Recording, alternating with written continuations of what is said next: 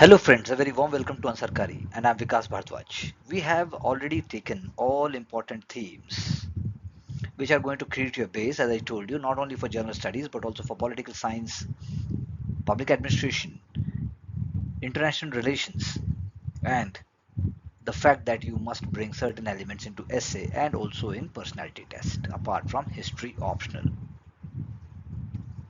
It's very important कि आप concept पर focus करें, like the way we have been trying to understand, and try to bring certain key understanding so that when we are having personal discussions and when you are writing answers, I'm going to check them and try to raise the bar to a higher level, without which I don't think you will be making any difference to rest of the people who are writing it there.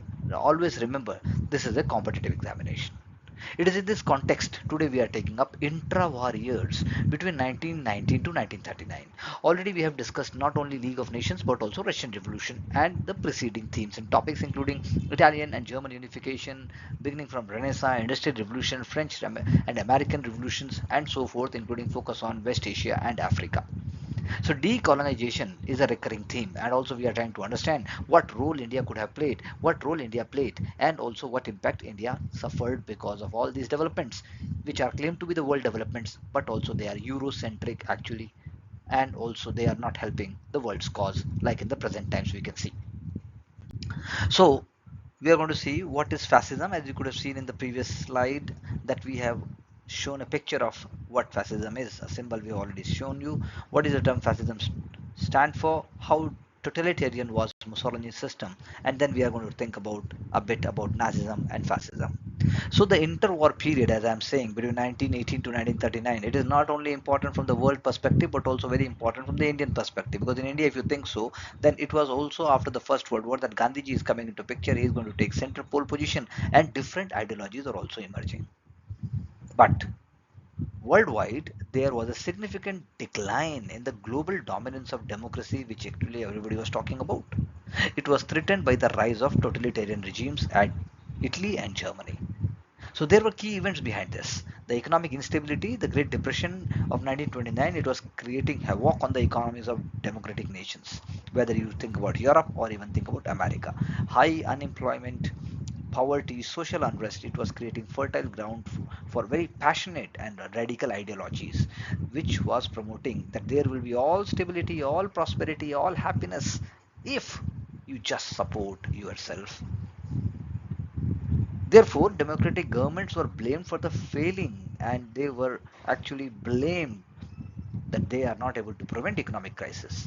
So, public trust in democratic institutions was challenged, making people susceptible to propaganda of authoritarian leaders, because authoritarian leaders, they will be claiming that certain kind of people, certain group of people, certain class of people, because in democracy everybody votes, that is why they are responsible for all the ills of a nation. If we as a group, as a race, as a power, as a system come together, then we can rule the world and we can also finish up rest of the people who are against us. That is what a propaganda always says. Propaganda is led by a charismatic leader, and it never ever believes in any kind of democratic discussion or any kind of dialogue. It is a one way reaction. So the rise of totalitarianism, that is fascism and communism, it emerged as powerful ideology which was offering strong leadership and centralized control. So can we say that communism also is a kind of a totalitarian regime? Yes, in some ways. Can we say that it is also an authoritarian regime? Yes, in some ways. Though it is talking about distribution of resources. That is why fascism, which was emphasizing upon nationalism, very important keyword, militarism, and a leader with absolute power, having propaganda and suppression of dissent. These are the defining features of fascism. I repeat, nationalism, militarism, leader with absolute power, and having propaganda abilities and suppression of dissent are the defining features of fascism. Hitler and Mussolini, they will be capitalizing on public anger, public anguish, public confusion, and they will be consolidating power in their own hands and dismantling democratic institutions. Communism, because it is advocating for a classless and stateless society, it was also achieved through revolution, and the state control means of production were there. Soviet Union under Stalin, It was also a dictatorship. It will become a powerful model for communist movements worldwide. So communism is also actually promoting dictatorial and authoritarian regime in many ways. That is why the League of Nations, which we had discussed in our previous interaction, it became very weak. It became indecisive. It was unable to maintain peace. It was ineffective in addressing the rise of totalitarian regimes. It was not powerful enough. So, because no military and muscle power was there with League of Nations, its decisions were not enforced. Aggressive powers were easily violating international laws with impunity, and that is why other nations were not understanding the grave threat which was coming up. So democratic nations, they will keep on talking like the moderates we speak about in India. They will be pursuing appeasement. They will be sacrificing democratic principles to avoid war. This was further emboldening dictators and fueling their expansionist ambitions. You must bring all these keywords in your notes so that you can write answers carefully and clearly by bringing certain clear vocabulary. The rise of such regimes and the weakening of democracies, it will be leading to a global power shift, because the totalitarian states like Germany and Italy, they will be prioritizing military expansion. They will be looking for territorial conquest, and they will be increasing international tensions, and ultimately there will be second world war. But in this havoc and also darkness, there were certain kind of positive developments. Democratic systems did not entirely vanish, because US and Britain, they persevered, and also by this perseverance they will be playing key role in defeating fascism, and that is how a new world will come up, and that is how USA will be taking the pole position in terms of promoting democratic institutions over the world, which is actually witnessing a decline in the present time. So the horrors of Second World War and the failure of totalitarian regimes, it will be leading to renewed appreciation of democracy after the war. Human beings need to be finished, and they need to be, put into a garbage bin in order to really appreciate the nature, the glory, and also the happiness with peace and humbleness. That is why establishment of United Nations, it will be aiming to address the shortcomings of the League of Nations and promoting global peace and security, and which also we know it is a skewed, or you can say it is a one-sided affair even till now. That is why first we discuss the rise of fascism, which is very, very important, because it will be coming into prominence in the early 20th century Europe. The first fascist movements emerged in Italy during the First World War, and before spreading to other European countries, most notably Germany, fascism was also having certain kind of appreciation and followers outside Europe. Fascists saw First World War as a revolution, because it was bringing a massive change to the nature of war, society, state, and technology. I'm repeating, very important to understand that First World War went on to bring change in society. It was making people understand the nature of future wars, and also the kind of government is there, and also technology. So the advent of total war, that is why it's called total war, because technology is involved, state is involved, society is involved, and mass mobilization. It was erasing the distinctions between civilians and combatants. Everybody is more like a fighter or a soldier, like the way you see in today's Middle East, or say for example in Israel. So a military citizenship arose, very key word. Military citizenship arose, and in which all the citizens were involved with the military in some manner. The war resulted in the rise of powerful state capable of mobilizing millions of people to serve on the front lines, like the way we are seeing in the present times of Ukraine and also Russia. It has been continuing for years, and that is why people will be providing logistics to support them, and unprecedented authority will be there with the state, which can intervene in the lives of the people by any means, any time, or we can say all the times. The First World War was a great strain on our economy and a bitter disappointment by Treaty of Versailles. That is why Germany and Italy were very unhappy. Between 1919 to 1922, there will be 5 different governments in Italy, and all of them will be incapable of taking decisive action according to the situation. The shame, the guilt, the kind of humiliation, it will be resulting into coming up of Benito Mussolini, who founded the Italian Fascist Party, which won 35 seats in 1921 elections. And at the same time, there will be a real danger for the rise of the left-wing revolution. And this left-wing revolution, in an atmosphere of strikes and riots, fascists will be staging a march on Rome, and King Victor Emmanuel will be inviting Mussolini to form government in October 1922. And you see, he remained in power till July 1943. These are not just 20 years, they will be shaping the destiny of the whole world. Why was Mussolini able to come to power? This is very important because at the same time India was fighting against British and non-violent movement, and long drawn movement was there. There will be disillusionment and frustration, and in 1919 a general atmosphere of you can say people will be such that they will not be happy. There will be many factors. So disappointment at Italy's gains from the Versailles settlement. Like other countries, it also wanted its a big share. Nobody was thinking to be defensive. Nobody wanted to be good because they were all pretending to be good, but actually they were all selfish. The effects of First World War in terms of economy was very, very huge, and the standard of living was going down. It was disastrous because the government had borrowed very heavily, especially from the US, and these debts now had to be repaid. And as the volume, I should say not volume, value of lira declined in comparison to dollar, the cost of living increased drastically, but there will be less opportunities. Massive unemployment. Heavy industries cut back its wartime production levels, and there will be 2.5 million ex-servicemen, which will be very, very, you can say, difficult situation for them to find any kind of jobs.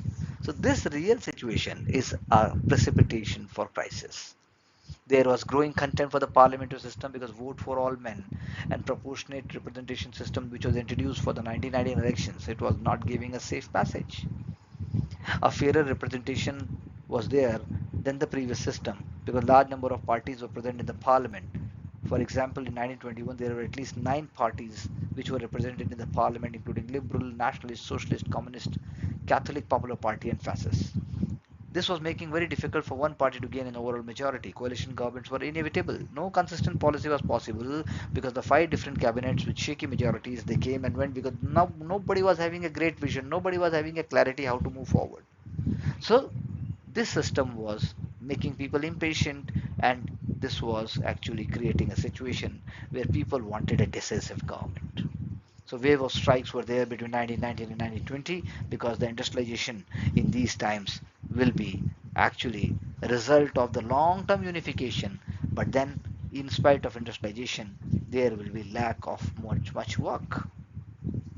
Strong socialist party and trade unions which were formed, they will be actually creating a situation where revolution was less likely, because even after coming up of socialism or communist ideas or even trade union ideas, they were not united. Otherwise they could have also ruled, they could have also come to power, but they were also having their own thinking and own ideologies, and these forces of left, they were not together. That is why fear of revolution was there, because those who were opposing the left, that is right, they were always fearful of the left, but the left was not consolidated, left was not under single one hand or leader. In these circumstances, Mussolini was attracting widespread support. They were attracting many sections of society because, as he himself said, he aimed to rescue Italy from the feeble government, and he was promising to give a political system which will be providing stable and strong government to Italy. In 1919, he founded the Fascist Party with socialist and republican program. Okay, please understand, socialist and republican program. He will be showing sympathy, he will be showing pity and empathy towards factory occupations. The local party branches were known as Fasci di Combattimento. That means fighting groups, that we will fight for our rights. The word fasces means bundle of rods with a protruding axe, which used to symbolize the authority and power of the ancient Roman councils. So, what were the features of fascists, which we are saying that is fasci di combattimento? Anti-monarchy, anti-church, anti-big business. That means a passion for people who are losers, who are in the backyard, who are actually not getting the real kick to do great in life. He came out as a defender of private enterprise and property, which will be very inspiring. And financial support from wealthy business interests will be there because they were seeing him as a guarantee of law and order and as the protector of their property, especially after the formation of Communist Party in January 1921. Even Pope Pius XI swung the church into line behind Mussolini, seeing him as a good anti-communist weapon because communists are not believing in God. So when Mussolini announced that he had dropped the Republican part of his program, even the king began to look more favorably on the fascists because king believed that he is not going to be anti-monarchy. In the space of 3 years, Mussolini had swung from extreme left to the extreme right. Some of the working class supported fascists, and majority, especially the industrial worker, they supported parties of the left. So that is why it was paving the way for future of Italy in the hands of Mussolini. We can see here fascist symbol which I had shown you on the introductory part of the chapter. So the lack of effective opposition will be one of the reasons because communists refuse to cooperate with the socialists, and leaders like Giovanni Giolitti, the prime minister from June 1920 to July 1921. The elections will be held in May 1921 in the hope that fascists still underrepresented would win some seats and then support his government. He was willing to overlook their violence. He was feeling that they will become more responsible once they become part of the power, once they are in the parliament. However, they won only 35 seats, whereas socialists took 123. So, when the strike failed through the lack of support, Mussolini was able to pose as savior of the nation from communism because everybody was bothered that communism is not going to give us what we are looking forward to. And by October 1922, the fascists felt confident enough to stage their march to Rome. So this march on Rome had about 5,000 black shirts converged on the capital while others occupied important towns in the north. The Prime Minister Louis Facta prepared to resist, but King Victor Emmanuel III refused to declare state of emergency and instead invited Mussolini, who remained nervously in Milan, to come to Rome and form a new government. But he did it. He obliged and he arrived by train. Thus, the reasons why King decided against the armed resistance remain something of a mystery, since he was apparently reluctant to discuss them. But there are many suggestions which have been given further. For example, lack of confidence in the factor, doubts about whether the army with its fascist sympathies could be relied on to obey orders, fear of a long civil war if the army failed to crush the fascists quickly. That is why the march which was coming to Rome, it culminated into Mussolini coming to power. Some other solution would have resulted into not coming of Mussolini to power. This is Benito Mussolini, as we can see, and that is how the king and also other things will happen. In 1919, this is the situation. In 1939, this is the situation. So you see how things change gradually for actually betterment of Italy in the very short run because it thought that it will be uh, gaining a lot, but for the world it was a horror. Let's understand what the term fascism stands for. It is very important to try to define what fascism stands for because it was later applied to other regimes and rulers such as Italy, Franco of Spain, and Salazar Portugal, and Perón of Argentina. But do we think the versions of fascism is same everywhere? And also today's time when we say the left is equal to fascist because anybody who holds left says that anybody who is holding right-wing views is a fascist. Basically, that's what one can say. But we have to understand that Mussolini was constantly changing aims before 1923, and he suggested that his main concern was simply to acquire power. After that, he seemed to have improvised his ideas as he was going along. He was not like Gandhiji, he was not like Dr. Ambedkar, and he was even not like the communists in India that he was sticking to one goal and he was moving forward in a very, very strategic way. He was self centered, he wanted power and authority by any means. So the type of fascism that Mussolini had in mind included certain features, for example, stable and authoritarian government, extreme nationalism, emphasis on rebirth of nation after a period of decline, building up greatness and prestige of the state, like the way today we say, make America great again, and the implication that one's own rule is important, that is one party state was essential, economic self-sufficiency, that is autarky, is very, very important. Government must therefore direct the economic life of the nation. Government must direct. Okay, not in the sense of Marxism or communism, where the state owning factories and land and then it is redistributed. Great use was made of all the latest modern form of propaganda. Military strength and violence were an integral part of the fascist way of life. In domestic affairs, they were prepared to use extreme violence against opponents. And Mussolini himself gave impression that they would pursue an aggressive foreign policy. Peace is absurd. Fascism does not believe in it. Therefore, the Italian fascists fostered the myth that they had seized power by force, when in fact Mussolini had been invited to form government by the king. So it is a propaganda. It is a kind of a fake vision which Mussolini was showing to Italy. Mussolini was trying to introduce the fascist ideas into the state because only fascist party was allowed, and that is why he survived, because he was seen as a guarantee against the communist and socialist takeover. After 1926, when Mussolini felt more secure, violence was much reduced and the Italian system never was as brutal as we say the Nazi regime in Germany. The Prime Minister Mussolini was responsible only to the king and not to the parliament. Very, very important point.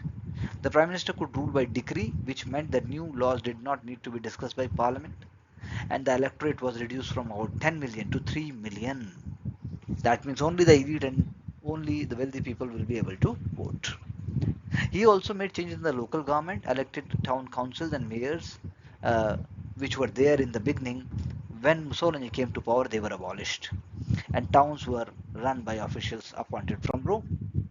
Education was also supervised because teachers had to wear uniforms, they have to take an oath of loyalty to the regime. New textbooks were written to glorify the fascist system. Children were encouraged to criticize any teacher who lacked enthusiasm for the party. Children and young people were encouraged to join government's youth organizations such as Giovantu Italiana del Litero. This had branches of boys and girls of age 6 to 21 and organized sports and military parades.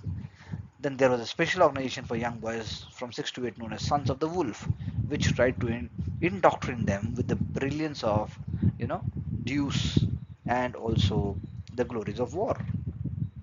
That means a whole game was started in Italy which will be having very negative consequences. Any kind of dissent, any kind of writing to make people aware will be facing censorship. So propaganda, very important. Accepting fascist values and culture through writing, through discussions, through through number of ways will be there. The government tried, and it will be taking control over press, radio, theatre, and also cinema. Strict press censorship, I should say, was enforced, and the anti-fascist newspaper and magazines they were banned. Editors were replaced by fascist supporters. A Ministry of Popular Culture was set up in 1937, which was to mastermind campaign to spread fascist message and suggested such ideas that everything is amazing now, everything is awesome, and in these 15 years, the life is and Italy is actually at its peak and best, and nothing was done beforehand. At one time, Mussolini even encouraged Zionism because he thought that it might be useful for embarrassing the British. Many leading members of the fascist party were Jews, and he had several times insisted that there was no such thing as Jewish problem in Italy. He was very critical of Nazis' anti-Semitism. On the other hand, he had also claimed certain races were superior to others, Aryan race that was superior to the nationalities such as Spaniards and Greek, as well as to Africans in the Italian territories of Abyssinia and Libya. He seemed to be more worried about what he called Levantines, which meant he meant the slaves brought in the time of Roman Empire. So you see that the idea is not just he was putting everything mechanically. There was a plan, there was a process. He and his team were thinking in such a direction where they will be controlling the destiny of Italy. He was afraid, as their descendants intermarried with pure Aryans over many generations, a wrong impression of Italian national character would be given to the rest of the world. That is why, in context of Jews, Mussolini announced in 1929 anti-Jewish laws. He asked people not to employ Jews, not to mingle with them, not to have social interactions. The press were told the Jews had managed to get themselves an important and influential position and must be ousted before they sent Italy into decline. The policy never became very popular with the general public, but when Pope protested strongly, the press ordered to print articles justifying the persecution of Jews and ignored the Pope. During the Second World War, Mussolini appointed Giovanni Prezioso, a well-known journalist and virulent anti-Semite, to supervise the racial policy. So what one can say that they agreed all the Jews must be expelled from Europe, like already Germany is doing so. And Nazis were systematically murdering Jews, including women and children. They still ordered thousands of Italian Jews to be deported to Germany. So you see what kind of hell, what kind of negative atmosphere, what kind of system Italy is creating. And this is going to have very, very negative consequences for the Second World War. But was Mussolini able to create a complete totalitarian system in the fascist sense? No individuals or groups were there in Italy which were not controlled by the fascist state. Or, like the Nazi state in Germany, fascist state was also very, very dangerous and very, very powerful. That's why we can say Mussolini never completely eliminated the influence of the king or the pope. He went on to use them. In spite of the cult of Mussolini as il Deus, the king remained the head of state and was able to dismiss Mussolini in 1943. The Roman Catholic Church remained an extremely powerful institution, and it provided the Italian people with an alternative focus of loyalty. There was no way that Mussolini could sideline it, and there were several clashes between the two, and after signing of the Lateran Treaty, the Pope became highly critical of Mussolini when he began to persecute Jews in the later 1930s. So you see the situation is changing. Situation is changing in such a way which are actually not conducive, again I'm saying, for the rest of the world. Mussolini's totalitarian system is very dangerous. It is against humanity. But is there any difference between authoritarianism and also totalitarianism? Even fascist sympathizers admitted that cooperative system was not a success either in controlling the production or in eliminating class warfare. According to historian Elizabeth Wiskerman, on the whole, the big industries only made gestures of submission, in fact brought their freedom from the fascist state by generous subscriptions to fascist party funds. Most of the important decisions on the economy were taken by the government in consultation with business leaders, and the workers themselves had very little to say. As far as mass of the population is concerned, they were prepared to tolerate fascism while it appeared to bring benefits. But soon they will be growing tired of these things, the inadequacies which were revealed by the failure of the power, or you can say the state, during the Second World War. So what benefits did fascism bring to Italy and people? Were there any benefits also? Italy industry was encouraged with government subsidies wherever it was necessary, so that iron and steel production doubled by 1930, artificial silk production increased 10 times, by 1937 hydroelectric power also doubled. The battle for lira was there. Mussolini believed Italy must have a strong currency in order to have a strong state. He revalued lira at 90 to the pound sterling instead of 150. This had mixed results. It will be helping some industries like Italy and chemicals by making imported raw materials cheaper, but unfortunately it is making Italian exports more expensive on the world market, and thus it will be leading to reduced orders, especially in the cotton industry. The battle for wheat, because he is encouraging farmers also to concentrate on wheat production, and tariffs because they were raised. There were tariffs on the imported goods so that self-sufficiency and also self-goods can be used first. By 1935, wheat's import had been cut down by 75% and Italy was close to achieving self-sufficiency in wheat production. The policy was popular with wealthy cereal growing farmers of the north, but it showed there were unexpected side effects. The battle for births. Launched in 1927, the campaign was to increase the birth rate. Mussolini believed the population of 40 million was too small for a country aiming to be a great power. They simply wouldn't have enough soldiers. The target was to double the birth rate and to raise the population to 60 million by 1950. This will be achieved by making or tasking unmarried people in such a way, people will be paying price. And finally, you can say the situation is getting into favor of Italy. People were thinking that we are going to have an amazing, prosperous life. Promotion will be there for men at work with large families. There will be generous allowances for the families. But what think about a second for people who are not part of the mainstream?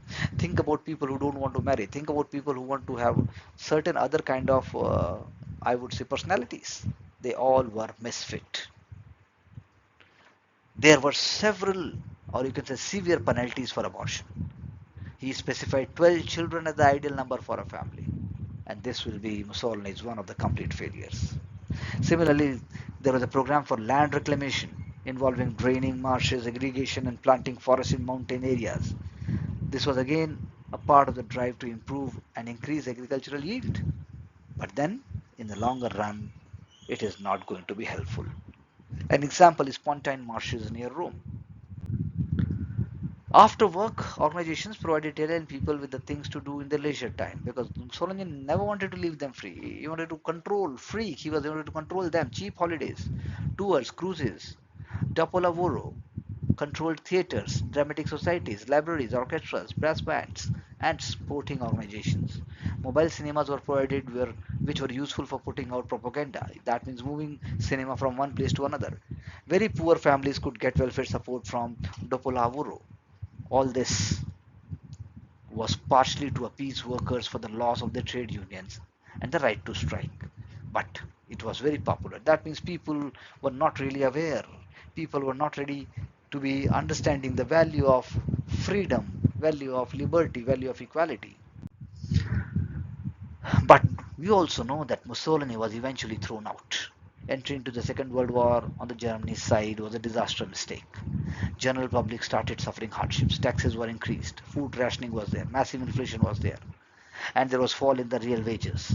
After November 1942, it was bombing and raiding many important cities. By March 1943, the unrest showed itself in strikes in Milan and Turin, because since 1922 no strikes had been there in such cities. Breaking point came with the Allied capture of Sicily, very important date and time, Sicily in July 1943. You can say at this time in India there will be Quit India movement, and British will be also handling Second World War and at the same time the movement and developments in India. Many of the fascist leaders themselves realized the fallacy, or you can say lunacy, of trying to continue the war, but Mussolini refused to make peace because that would have meant deserting Hitler, his friend. So the fascist Grand Council turned against Mussolini. King dismissed him. Nobody lifted a finger to save him. And one can say that fascism disappeared, but not in the real way.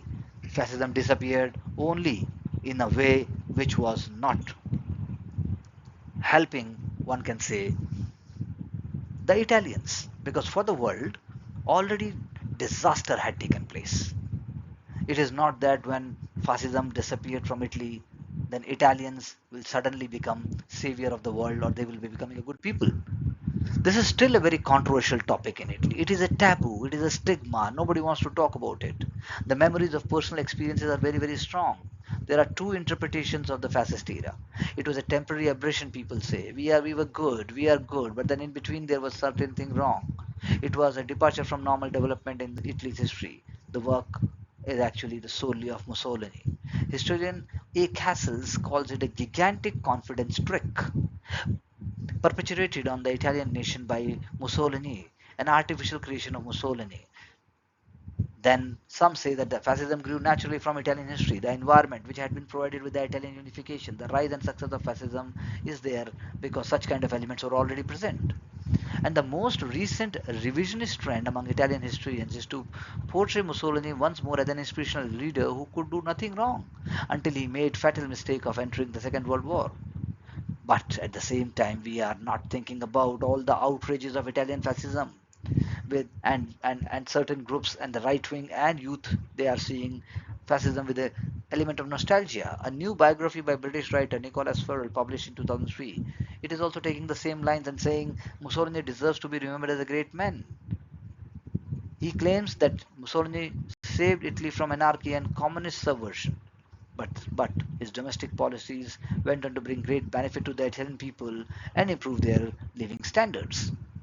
At the same time, when we see what is difference between Nazism and fascism, Mussolini first started fascist party in Italy. Later, the term was used not entirely and accurately to describe other right-wing movements and governments.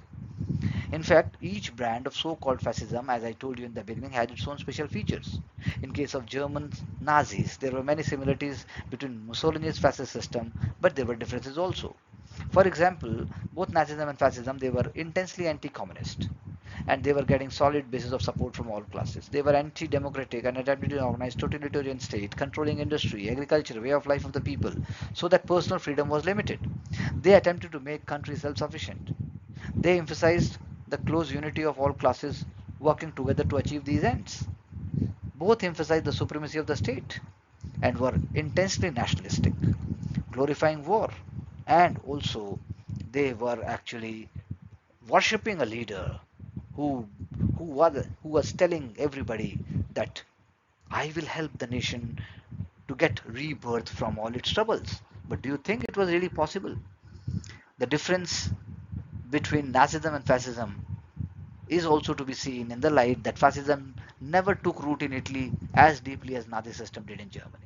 Italian system was not as efficient as that of Nazism in Germany. Italians never came anywhere in achieving self-sufficiency and never eliminated unemployment.